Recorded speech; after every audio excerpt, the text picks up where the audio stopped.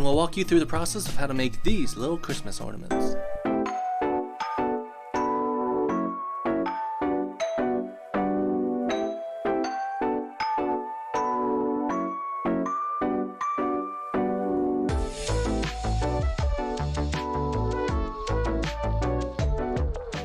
So we are here in Caliente's glassblowing studio where the magic happens, and let me tell you, Glenn and Ruth are literally the best, and I just could not help myself. I just had to put together a little outtake collection of Glenn being Glenn.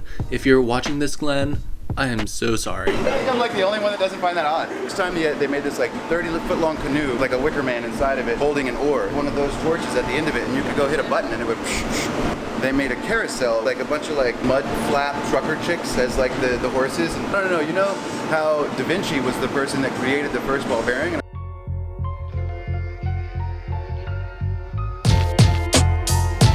Come to Caliente, where we love existence and everyone is beautiful. All art is This should not go in the promo. We had so much fun with these guys, we just had to throw that in there. So let's get to the glass blowing. Glass blowing takes a crazy amount of skill and practice. Glenn has been blowing glass for over 20 years now, and he still says he has a lot to learn. And of course, every time a train goes by at Caliente, no matter what you're doing, you have to raise your hands and wave the conductor on by. I'm just going through some of the basic tools that we're going to be using today, and then we will get on with the glass blowing. I thought this was so cool. They keep these wood blocks and paddles that they use to shape the glass in this murky water because they are cut while the wood is still green, and the green wood will remain waterlogged as long as you keep it wet. We're going to start off with these ornaments by grabbing a ball of molten glass out of the furnace. This furnace is over 2,000 degrees Fahrenheit, so you know, just a little warm. Next we cool down the pipe because it's really hot. Then we heat up the glass in the other furnace to get it so that it's really nice and gooey and pliable. It's really the strangest feeling holding the glass. I really don't even know how to describe it other than the feeling of trying to keep a marshmallow from falling off your stick and into the campfire. You have to constantly spin the pipe to keep its mass centered. Once your glass is hot enough to accept the color, we can take it over to the glass frit and dunk it in. This first one is going to be a yellow to match my car. Then you gotta meld the molten glass and the color together with more heat. Standing at this furnace really gives me campfire vibes if the campfire was made from the heat of 1,000 suns. Now Glenn is going to take over for a little bit just to mold the shape of the glass and to get the initial air bubble started. This is such a cool process. He'll add just a little bit of air to the end of the pipe, and the heat will expand the air inside the glass, and it'll just keep growing. The air bubble starts off at the back part of the glass, but we want to move the bubble towards the center of the glass for when we start to make it into a sphere. So as a quick little diagram, you first add the little bit of air at the end of the pipe. It expands inside the glass on its own, and then you can shape it and add more air to help move the bubble towards the center of the glass. And that's about it. It takes a lot of knowledge and intuition to know how to get your air pocket in the right place and make it the right size. When you roll it onto the marver, it'll tell the bubble to move it forward instead of pushing the edges out. Glenn and Ruth always say that the glass will do what it wants to do, and that you have to learn to, instead of forcing it to do what you want it to do, you have to learn how glass behaves and help it do what it naturally wants to do in the first place. The other thing that rolling on the marver helps to do is incorporate the color frit with the glass. As you roll it, the frit starts to stretch itself.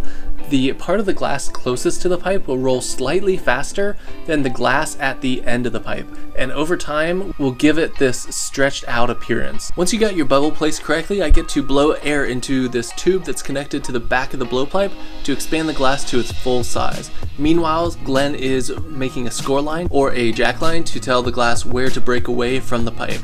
And just to rewind and speed up, here's where we were versus now where we are. The colors that we're using are actually called reduction colors, meaning they contain silver oxide. When we deprive the glass from oxygen with a flame, like this one, the oxygen in the silver oxide is removed, leaving behind this really amazing silver shiny appearance. The most important thing in glass blowing is learning that glass blowing is not an individual skill. It is absolutely a team effort, and you always need help from assistants, especially as the pieces get larger. We now get to drop the glass off of the pipe so that we can add some finishing details before we let it cool down.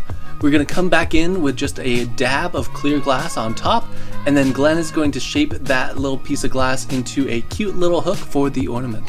You can already start to see the silver from the color reduction starting to come out. I can't wait to see them once they're fully cooled. Now that we're wrapping up with the ornament hook, we can take our glass, it's incredibly hot at this point still, and put it in the annealer to cool.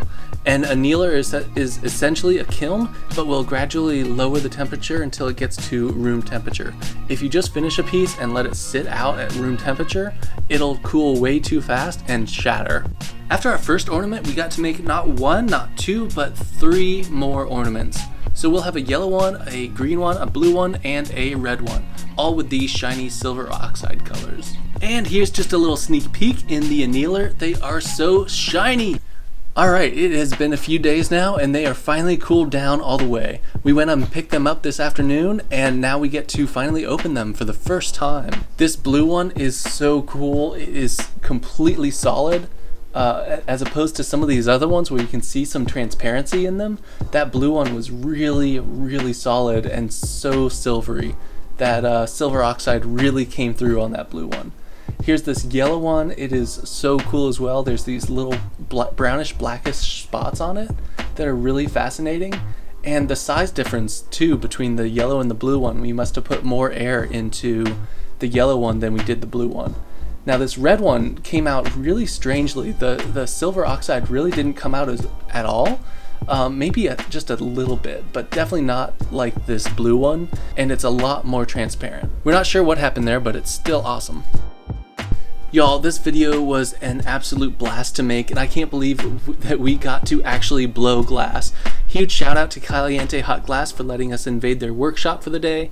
Here are just a few B-roll shots from their gallery. They do amazing commission work and host classes and hold free public glassblowing demos. So if you're in the San Antonio, Austin area, they are an absolute must-see. Tell them that Breva Creative sent you. Thanks for watching and hit subscribe to see more awesome projects.